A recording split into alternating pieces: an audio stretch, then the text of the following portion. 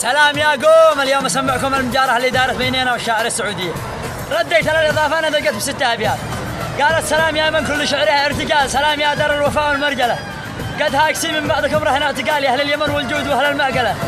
أنتم أخذتم كل ساحات النضال، قد سيتكم بالأرض عرضه وطوله، والآن يا ذا الصقر بسألكم سؤال، ليش عندكم الحب ما حد عوله؟ كل يوم في صفحتكم أشوف الجدال، وين الغزل والحب يكفيك هجوله، عقبت عليها وقلت يا هاكسي حضر قوافيك الجزال، ويا ذا القلم صب المدد في الجدولة، عقب على بنت السعودية والرجال، بنت الأجاوي دي تقول وتفعله، ما دام وانتي قد حضرتي بالجدال تستفسري ما هو بقصد المهزلة، الحب يا ذا البنت هو شغل الجهال، ولا الغزل دي هو يعمق بهذله، احنا كتبنا الشعر في حد النصال، وذي جاي عاكسنا الكلام ما نقبله، احنا التحدي والشراسة والنزال، ما يوم نفكر بالغزل والرمسسة، ما قد تغزلنا مع ام العيال، ما بالكم في حب كذب وبعسسة، بقولها وانت تسمعي من دون جدال، احنا بدو وابن بدو ما نرفض حياة الميولة، وسلامتكم.